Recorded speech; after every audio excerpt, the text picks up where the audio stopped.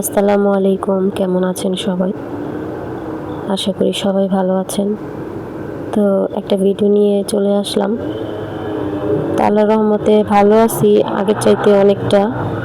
তো কিছুদিন যাবৎ ঠান্ডা, জ্বর, সৌদি আরব আসার পরে ঠান্ডা লেগে গেছে।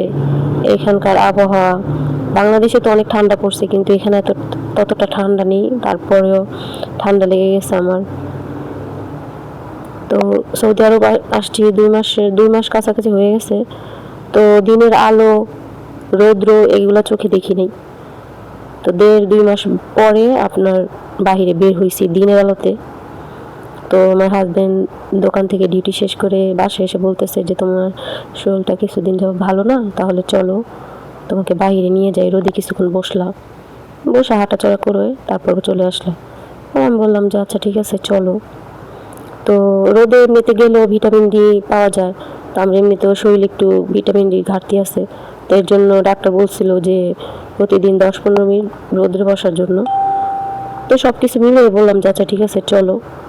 এমনিতে রাতের বেলা বের হওয়া হয়েছে অনেকবার, অনেক দিন আসার পরে এখানে, কিন্তু দিনের বেলাতে বের হওয়া হয়নি। এই প্রথম বের হলাম। তো এই তো আমি বসে আছি। তো এখানে আমাদের বাসার পাশেই জায়গাটা।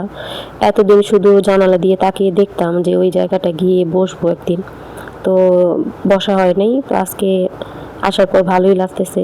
তো এখানে অনেক কবুতরগুলো আপনাদের দেখাবো।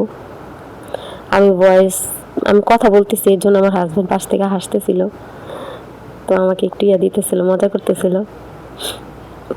তো ভিডিও তো আমি তেমন একটা বানাই না, বানানো হয় না, আর শরীরও তেমন একটা ভালো না। তো জানি আমার ভিডিও কেউ পছন্দ করে না, তার জন্য আমার চ্যানেলটা কেউ সাবস্ক্রাইব করে না। তো যদি কারো ভালো লেগে থাকে আপনারা অবশ্যই আমার চ্যানেলটা সাবস্ক্রাইব করে দিবেন। যদি আপনারা উৎসাহ দেন বা ভালো লাগে কারো কাছে, আপনারা যদি কমেন্টে বলেন যে হ্যাঁ আপনি ভিডিও করেন, তাহলে আমি ভিডিও করব।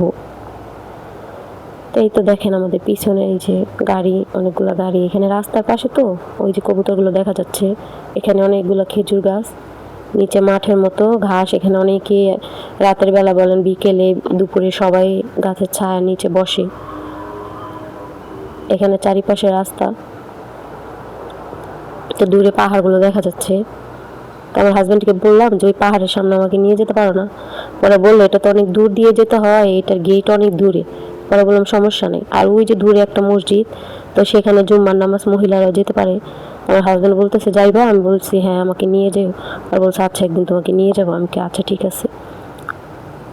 এই তো কবুতরগুলো মাশাল্লাহ। এখান দিয়ে গাড়ি যায়, তখন কিছু লোক আছে তারা খাবার বিক্রি করে, কবুতরের জন্য খাবার, গম বিক্রি করে। তো তারা কিনে ওইখান থেকে তারা ঢেলে দেয়। যে লোকগুলো বিক্রি করে তারাই গাড়ি, যারা কিনে নেয় তারা গাড়ির থেকে নামে না, ওইখান থেকে বলে যে আচ্ছা ঠিক আছে কিনলাম, তুমি এখানে দিয়ে দাও। পরে কবুতরগুলোকে ওই লোকগুলা দিয়ে দেয়। তো আমার হাজব্যান্ডকে বলতেছি যে তুমিও একটা কিনে আমাকে দাও, আমি কবুতরগুলোকে দিই। তো এর মাঝে আমার হাজব্যান্ড বাসায় গতকালকে রাত্রে ভাত ছিল অনেকগুলো। তো রাত্রেবেলা আমরা রুটি খাইছি। তো ওই যে আমি এর মধ্যে আরেকটু কথা বলি, ওই যে দেখা যাচ্ছে ওই বাড়িতে থাকি, দোতলা আমরা থাকি। তো ওই বাসা দেখা যাচ্ছে, আমি আবার একটু জুম করলাম। তো এই আর কি। তো সেই ভাতগুলো নিয়ে আসছিলাম, সেই ভাতগুলো কবুতরগুলোকে দিল আমার হাজব্যান্ড খাইলো, সবগুলো ভাত খাইছে কবুতরগুলো।